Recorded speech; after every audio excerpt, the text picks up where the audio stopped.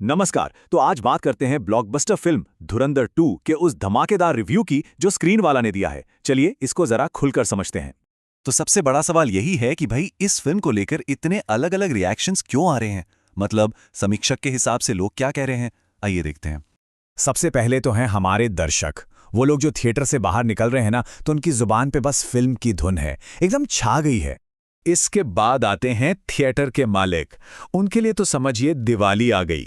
उनकी आंखों में तो बस नोटों की चमक है, सोच रहे हैं पैसा ही पैसा होगा। लेकिन कहानी में एक ट्विस्ट है। दूसरी तरफ कुछ क्रिटिक्स हैं जिनकी हालत कुछ ऐसी है कि अरे बाप रे, फिल्म का स्केल और इसकी इंटेंसिटी देखकर वो कह रहे हैं अरे मेरा तो इतना लाइफ खराब हो गया है। और हाँ, आखिर में वो लोग हैं जिनके लिए ये फिल्म बनी है, मतलब डाई हार्ड फैंस। उनके लिए तो बस एक ही फीलिंग है, इतनी खुशी, मानो बरसों का इंतजार खत्म हो गया हो।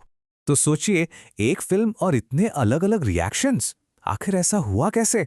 स्क्रीन वाला के रिव्यू के मुताबिक इस पूरी कहानी का सेंटर पॉइंट है इसके डायरेक्टर आदित्य धर। रिव्यू में तो आदित्य धर को सीधे सीधे लेजेंड कह दिया गया है। क्यों? क्योंकि उन्होंने कुछ ऐसा कर दिखाया है जिसे सब असंभव मान रहे थे।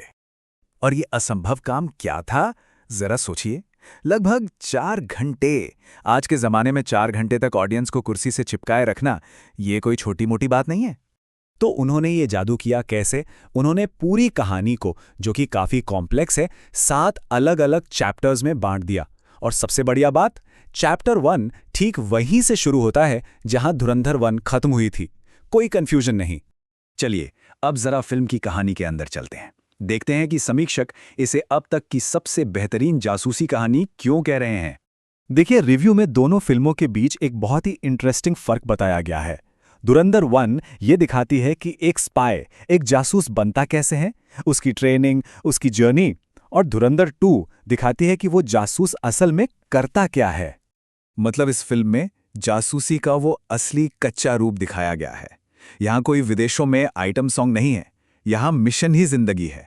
जानकारी के लिए एसेट्स बनाए जाते हैं और बड़े एसेट्स को बचाने के लिए छोटे एसेट्स की कुर्बानी भी दी जाती है। और इन सबको एक साथ बांध के रखता है रणबीर सिंह का परफॉर्मेंस, जिसे रिव्यू में एक मील का पत्थर कहा गया है। पर कहानी सिर्फ रणवीर सिंह पर खत्म नहीं होती। रिव्यू में राकेश बेदी के किरदार जमाली को खास तौर पर सराहा गया है। इतना कि समीक्षक कहते हैं कि उनकी एक्टिंग पर तो फिल्म स्कूलों में केस स्टडी होनी चाहिए। सोचिए कितनी बड़ी बात है ये। एक्टिंग के अलावा 2 और चीजें हैं जो इस फिल्म को खास बनाती हैं। एक है इसका म्यूजिक और दूसरा इसके जबरदस्त डायलॉग्स। म्यूजिक के लिए तो रिव्यू में शब्द इस्तेमाल हुए हैं शानदार, एक नंबर, जिंदाबाद। इसमें किशोर कुमार और बप्पी लहरी के क्लासिक गानों के रीमेक्स भी हैं। और फिल्म के अंत में अरिजीत सिंह का एक इतना पावरफुल गाना है जो आपके साथ रह जाता है। हाँ, इसका वाइब पहली फिल्म से अलग है, पर कहानी के हिसाब से एकदम परफेक्ट है। वाह, मतलब डायलॉग सुनिए, ये फिल्म की एक और बहुत बड़ी ताकत है।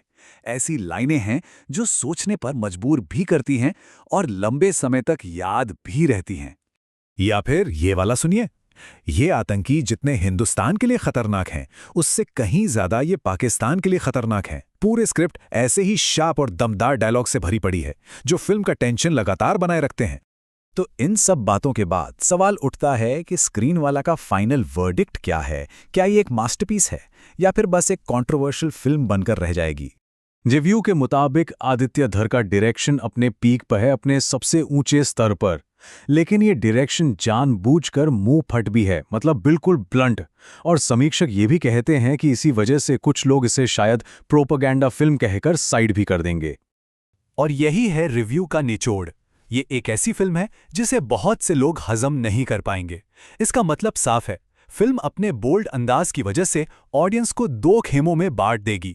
तो अब सबसे बड़ा सवाल यही खड़ा होता है, क्या ये फिल्म ऑडियंस को सिर्फ बांटेगी या फिर ये एक्शन सिनेमा के एक नए दौर की शुरुआत करेगी? इसका जवाब तो वक्त ही देगा। और इसी सवाल के साथ रिव्यू का अंत होता है डायरेक्टर के बारे में एक बहुत ही पावरफुल लाइन के साथ। आप उनसे नफरत कर सकते हैं या प्यार कर सकते हैं, लेकिन आप उन्हें नजरअंदाज नहीं कर सकते। आदित्य धर। और शायद यही इस पूरी फिल्म का भी सच है।